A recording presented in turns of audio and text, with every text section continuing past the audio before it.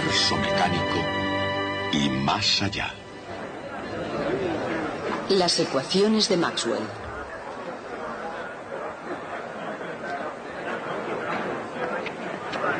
Cuando yo iba a la universidad, como ustedes ahora, hice un curso de historia moderna. Y en una de las clases dijo el profesor: y con esto damos por terminado el siglo XIX. Alcé mi manita con timidez y le dije: señor profesor, entonces éramos muy respetuosos, le dije: señor, usted ha dedicado 2 semanas a explicarnos la teoría de la guerra en el siglo XIX y no ha dicho ni una palabra sobre las teorías de James Clerk Maxwell. Esa teoría de la guerra en el siglo XIX es un tema de significación poco duradera, mientras que lo que hizo Maxwell afecta cada día de nuestras vidas. ¿No le parece que es una extraña distorsión sobre lo que es importante en historia? Después de todo, quizá no fuéramos tan respetuosos. Quizá molesto, o tal vez picado por mi pregunta, demostró que sabía quién era Maxwell y explicó brevemente a la clase lo que había hecho. El punto es que la historia de la ciencia es la hijastra de la profesión de historiador. La mayoría de los historiadores la ignoran precisamente porque no la entienden. Son como esos que buscan las llaves debajo de la lámpara porque es donde hay luz, aun cuando las hayan perdido en otra parte. Bien, les diré lo que voy a hacer yo. No les voy a decir ni una sola palabra sobre la teoría de la guerra en el siglo XIX. Lo que voy a hacer es hablarles sobre las bellas teorías de James Clerk Maxwell.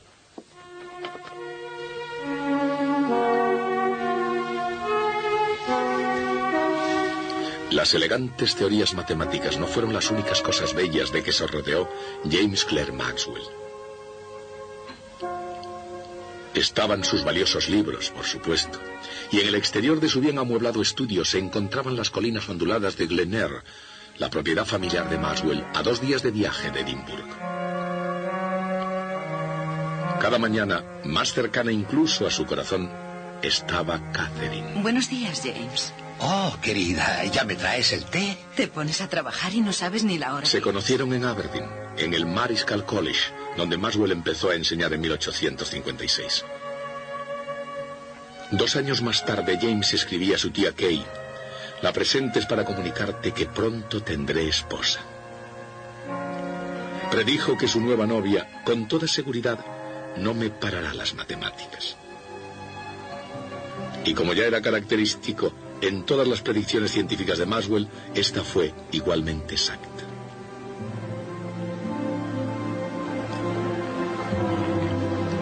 Maxwell no fue, por supuesto, el primero en hacer predicciones correctas sobre los profundos misterios de las fuerzas naturales. 2 siglos antes, Isaac Newton ya había escrito un libro sobre el tema, pero tuvo que expresarse en términos de acción a distancia.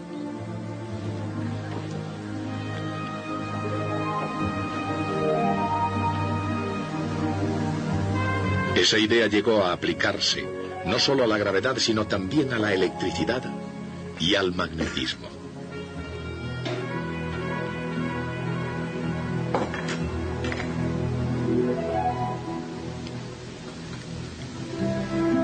Después, en la década de 1830, pisando los talones a los franceses Coulomb y Ampère, y sobre todo siguiendo la pista de Hans Christian Ørsted, apareció Michael Faraday.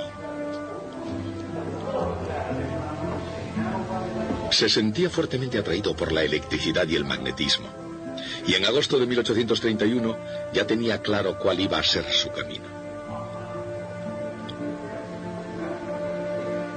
Faraday, tomando las cosas donde Ørsted las había dejado, confirmó que una corriente eléctrica puede producir un campo magnético. Y yendo más lejos todavía, demostró también que un flujo magnético variable puede crear una corriente eléctrica.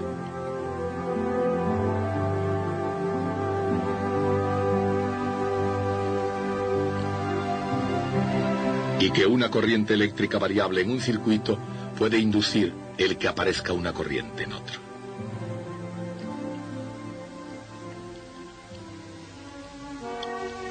¿Este, James? Sí, ese, el libro de Faraday. Después de eso, y especialmente a la luz de descubrimientos similares del americano Joseph Henry, el principio de inducción en la naturaleza de la electricidad y del magnetismo estaba ahí porque el mundo científico pudiese contemplarlo. Y ciertamente en el interior de la casa de Maxwell, el libro de Faraday, Investigaciones experimentales en electricidad, era considerado como el texto definitivo.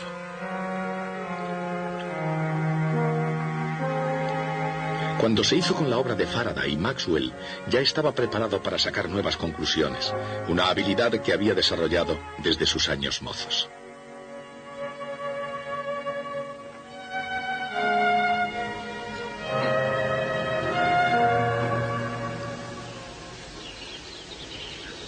Cuando era estudiante en Cambridge, el profesor de matemáticas de Maxwell hizo la siguiente observación: parece imposible que él piense algo incorrecto en temas de física. Poco después, siendo estudiante graduado, escribió un artículo con el que la comunidad científica tuvo que estar de acuerdo. Su título era Sobre las líneas de fuerza de Faraday. Y con la preparación de esa obra, James Clerk Maxwell había hecho sus deberes para casa. En la primavera de 1846, Michael Faraday había redactado un artículo con el título Consideraciones sobre las vibraciones en los rayos. En esa profética publicación especulaba que la luz era un tipo de vibración en las líneas de fuerza. Sabemos que las líneas de fuerza, escribía, conectan partículas y también masas de materia. En otras palabras, en la imaginación de Faraday las cargas eléctricas estaban ligadas por líneas de fuerza en el espacio vacío. Sin embargo, aun cuando su idea era fácil de ver con el ojo de la imaginación, introducía una fascinante cuestión científica. ¿Una carga vibrando haría vibrar también a las líneas de fuerza? En este punto, Faraday debió haber imaginado que cada línea se comportaría como si fuera una hilera de osciladores mecánicos unidos.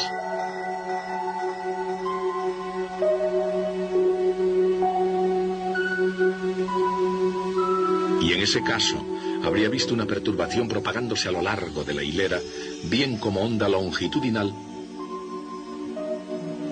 bien como onda transversal.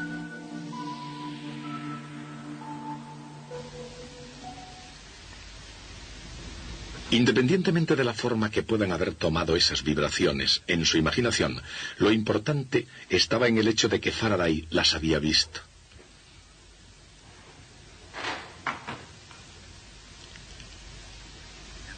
Y entre líneas, en alguna parte del libro de Faraday, Consideraciones sobre las vibraciones en los rayos, James Clerk Maxwell descubriría su teoría electromagnética de la luz. Sin embargo, antes de poder leer lo escrito por Faraday para posteriormente refinarlo y pulirlo con sus elegantes matemáticas, Maxwell tuvo que descifrar una pista decisiva. Encontró una velocidad muy significativa relacionada con las fuerzas de la electricidad y del magnetismo. Cada onda tiene una velocidad característica que depende de lo que la hace viajar. Por ejemplo, en aguas profundas, la velocidad de las olas depende de la aceleración de la gravedad y de la longitud de la ola.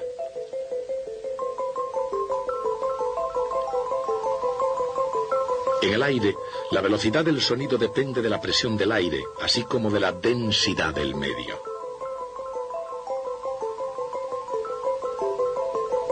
Y para los osciladores conectados, la velocidad viene dada por la constante del muelle, la masa y la distancia entre los osciladores.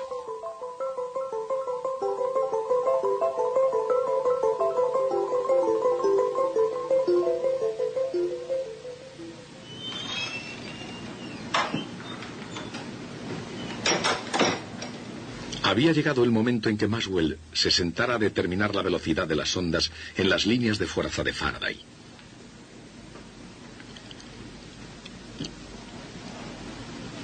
Desde la perspectiva matemática de Maxwell, las líneas de Faraday eran una expresión de la naturaleza, 1 dividido por r al cuadrado, de las fuerzas de la gravedad, de la electricidad y del magnetismo. Y al mismo tiempo cada una de ellas tiene una constante específica. Y al caer en unas manos científicas adecuadas, esos hechos llegaron a convertirse en lo siguiente. Puesto que las fuerzas fundamentales de la electricidad y del magnetismo no son independientes, la constante eléctrica K sub E y la magnética K sub M deberían estar relacionadas. Pero la cuestión es, ¿cómo? El cociente K sub E partido por K sub M tiene por unidades metros al cuadrado dividido por segundos al cuadrado. Dicho de otra forma, son las unidades del cuadrado de una velocidad. ¿Pero de qué velocidad? Su cuadrado es 9 por 10 elevado a 16 metros al cuadrado dividido por segundo al cuadrado. Dividan la constante eléctrica entre la constante magnética. Y ahí está, la velocidad de la luz.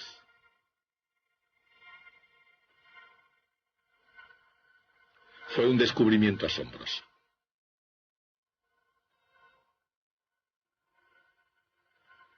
Después de 50 años de minucioso examen científico en otros lugares, James Clerk Maxwell vio la luz y encontró su velocidad en las fuerzas de la electricidad y del magnetismo.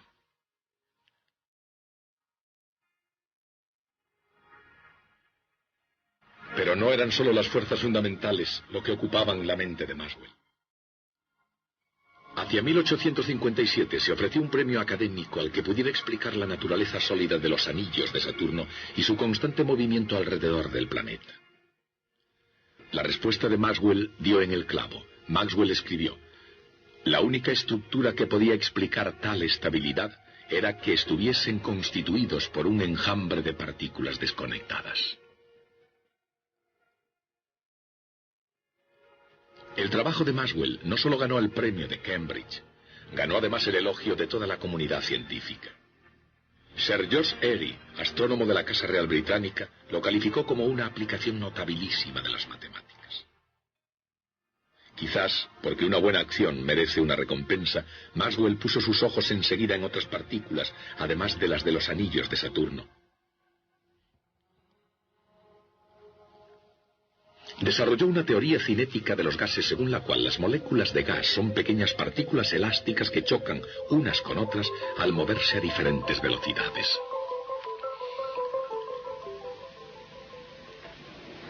Maxwell pensaba que toda investigación en física debería avanzar basándose, según sus palabras, en principios estrictamente mecánicos. Y esa creencia no solo llevó a Maxwell a su teoría de los gases, le condujo también a sus grandes logros en electricidad y magnetismo.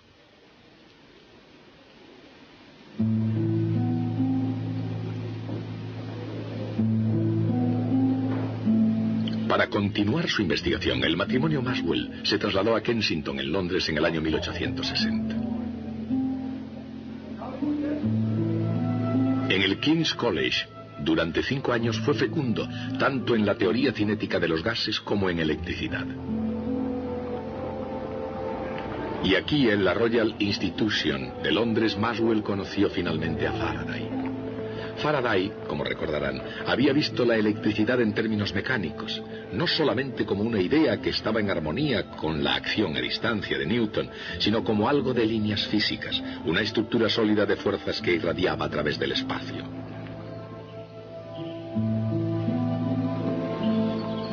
Maxwell afirmaría con gran admiración que Faraday había visto un medio allí donde los estrictos newtonianos no veían otra cosa que distancia.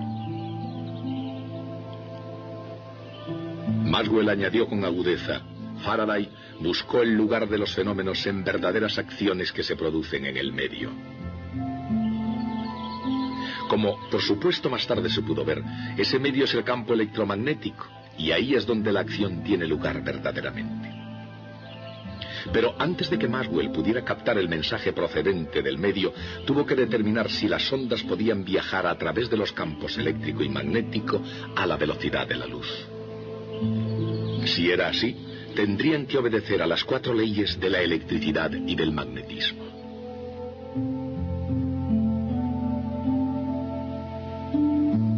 El flujo eléctrico a través de cualquier superficie cerrada es igual a 4pi por K sub B multiplicado por Q. O Q dividido por epsilon sub 0, donde Q es la carga total encerrada por la superficie.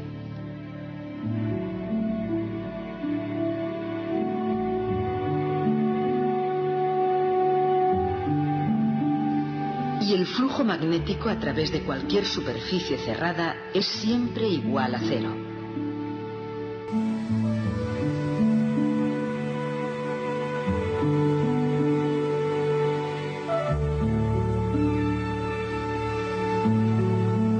Estas son las leyes de Gauss de la electricidad y del magnetismo.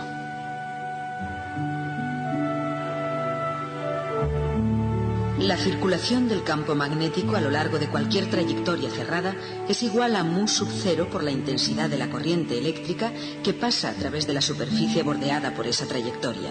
Esta es la ley de Ampère. La circulación del campo eléctrico a lo largo de cualquier trayectoria cerrada es igual a menos el ritmo de cambio del flujo magnético a través de la superficie bordeada por esa trayectoria. Esta es la ley de Faraday de la inducción electromagnética. Supongamos, por tanto, que puede haber una onda en la intensidad del campo eléctrico. Esta es una onda transversal plana y viaja, por supuesto, a la velocidad de la luz. Pero consideremos el campo en cualquier instante. Como está dirigido hacia arriba en una región y hacia abajo en otra próxima, tiene una circulación según una trayectoria como esta. Según la ley de Faraday, eso significa que debe haber flujo magnético a través de una superficie bordeada por esa trayectoria, y más aún, que debe estar cambiando con el tiempo. Y eso solo puede significar una cosa, que a una onda eléctrica le acompaña siempre una magnética allá donde vaya.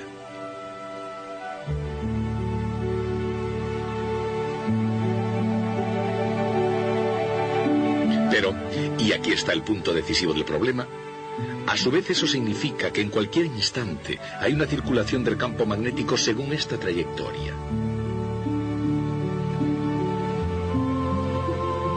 Y según la ley de Ampère, eso solo puede ser verdad si hay una corriente a través de la superficie que bordea dicha trayectoria. Pero en el espacio vacío no hay materia ni corrientes eléctricas, así que no hay manera de escaparse del hecho de que, según las leyes de la electricidad y del magnetismo de los tiempos de Maxwell, no podría haber absolutamente ninguna ondas electromagnéticas en el espacio. La cuestión era esta. Si las leyes de la física establecían que en un espacio vacío no podían existir ondas, ¿podría haber sido que, aunque fueran leyes fundamentales, de algún modo estaban incompletas?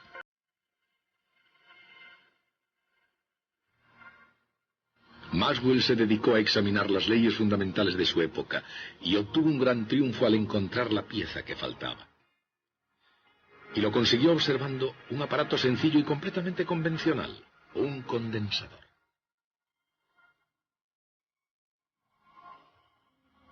La circulación magnética a lo largo de cualquier trayectoria depende de la corriente eléctrica que atraviesa la superficie bordeada por dicha trayectoria. La única manera de estar seguro de que la corriente va a través de esa superficie es imaginando una membrana bordeada por la trayectoria.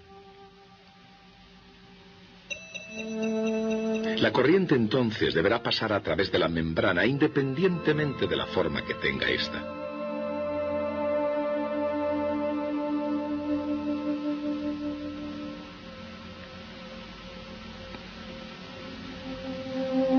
Pero esto ya no es cierto si la corriente va a un condensador. Entonces, aun cuando hay una corriente que circula, no puede haber ninguna a través de la membrana. Si eso es así, ¿a qué es igual la circulación magnética? Buscando una respuesta a esa pregunta, tomó una página del libro de Faraday. Cuando el flujo magnético varía, crea una circulación eléctrica. Y luego, según su costumbre, miró las cosas desde el otro lado. ¿Puede la variación del flujo eléctrico, se preguntaba, crear circulación magnética? La respuesta prometía una solución al problema del condensador.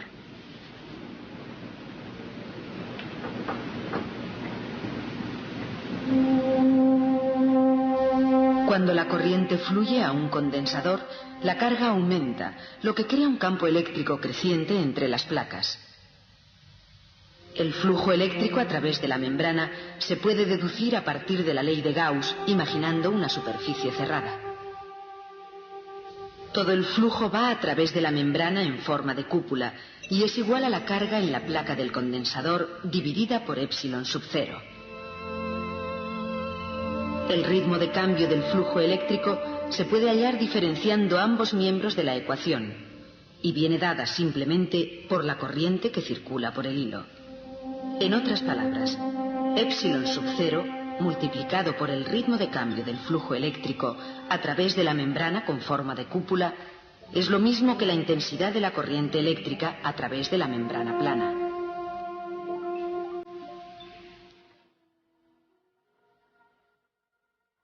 Este fue el descubrimiento crucial de Maxwell.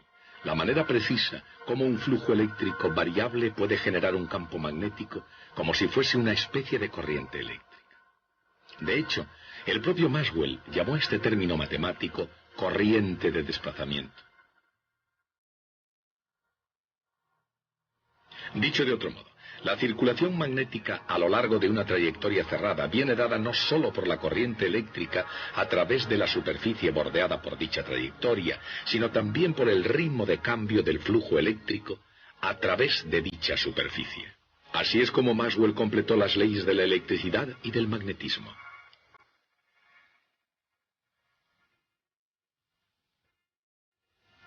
Y con esas leyes Maxwell pudo demostrar que las ondas electromagnéticas de cualquier frecuencia y longitud de onda se propagan en el vacío a la velocidad de la luz.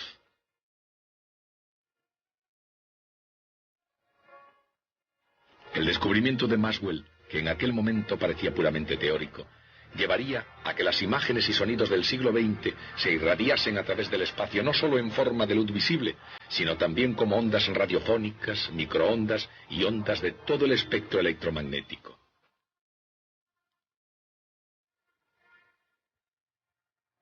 Fue un descubrimiento que conduciría lejos, más allá de la Tierra, hasta los más profundos reinos del espacio, donde una onda en la intensidad del campo eléctrico implica la existencia de un flujo magnético variable.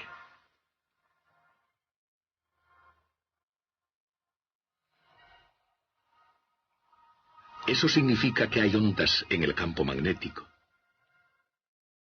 Y eso es posible cuando hay variación de flujo eléctrico. Y es comprensible solamente porque Maxwell comprendió que los campos eléctrico y magnético se crean mutuamente cuando se mueven juntos en una onda a la velocidad de la luz. Y así siguen ambos campos, los dos a una, por toda la eternidad, propagándose por todo el universo.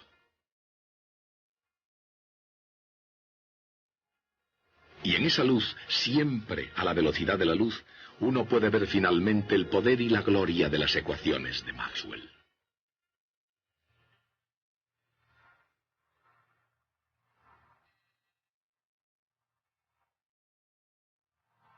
Así como Newton nació el mismo año en que murió Galileo, Maxwell nació en 1831, el año en que Faraday descubrió la inducción electromagnética.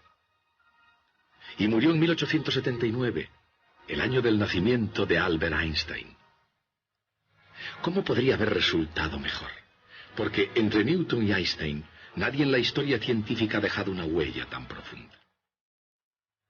Maxwell se adelantó al perfeccionar y redefinir las leyes fundamentales de la naturaleza, y en ese proceso construyó un puente hacia la física moderna.